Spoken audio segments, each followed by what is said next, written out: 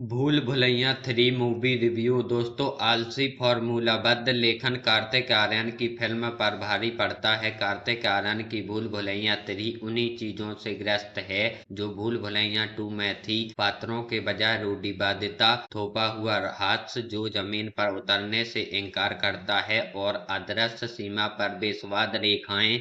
भूल भुलैया 3 फिल्म ठीक है दोस्तों, हम भूल भुलैया में वापस आ गए हैं तीसरी बार। बहुत सारी चीजों जो हमें पिछली यात्राओं से याद हैं, जो 200 साल पुरानी चरमराती बंगाली हवेलियां, बंद कमरे, तामसिक आत्माएं, भूत प्रेत जो इधर उधर उड़ते रहते हैं, और पात्र जो अपनी पंक्तियां बोलते हैं और गायब हो जाते हैं। इसलिए कार्तिक आर्यन एक फर्जी भूत भगाने वाला रूह बाबा है।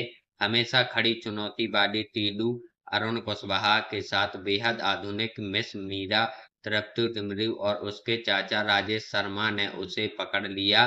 मंजूलिका के भूत को भगाने के लिए उक्त हवेली में ले जाया गया। उसे याद है खराब प्रयत्न, मृत नर्तक की गौरवशाली किंवदंती वह चीज थी जिसने पहली भूल भुलैया 2007 प्रियदर्शन द्वारा निर्देशित में कामयाबी को गति दी, और हमें दूसरी 2022 अनीज बज्मी द्वारा निर्देशित में बनाए रखा।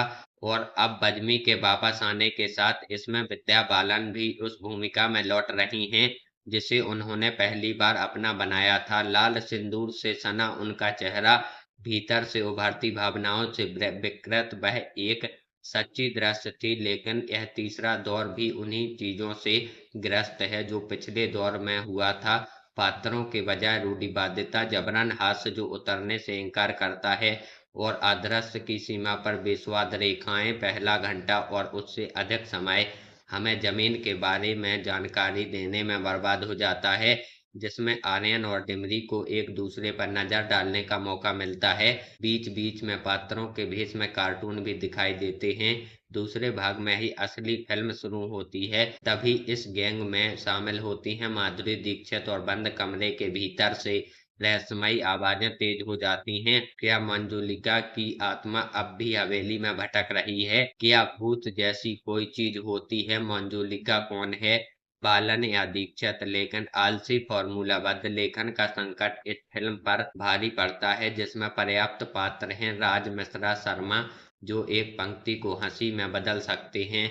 बालन और दीक्षित दोनों के पास एक फिल्म को शानदार बनाने के लिए पर्याप्त क्षमता है, लेकिन यह लगभग वैसा ही है जैसे बॉलीवुड अपने आप में एक भूल भुलैया में है।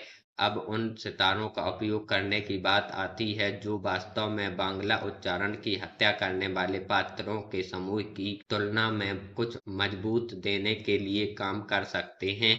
इन दोनों के बीच बहुप्रतीक्षित डांस ऑफ भी एक नम व्यंग है। एक असली माधुरी पटाखा के लिए दिल तो पागल है, या यहाँ तक कि देवदास पर वापस जाएं। आर्यन में एक बार फिर दिखाया कि जब सामग्री उसकी ताकत का समर्थन करती है तो वह आवश्यक कदम उठा सकता है। यहाँ हमें एक दृश्य के लिए लगभग 2 घंटे तक कुछ नहीं करना पड़ा, जिसमें वह अपनी कॉमिक टाइमिंग दिखाते हैं, और बड़ा लिंग प्रगतिशील खुलासा जिसमें इस फिल्म को जितना बेहतर बनाना चाहिए था, रेखांकित तरीके से बर्बाद कर दिया गया है। उम्मीद है हमारी वीडियो आपको पसंद आई होगी। अगर वीडियो पसंद आई हो तो वीडियो को लाइक करके हमारे चैनल को जरूर सब्सक्राइब करें। मिलते हैं इसके अगले वीडियो में।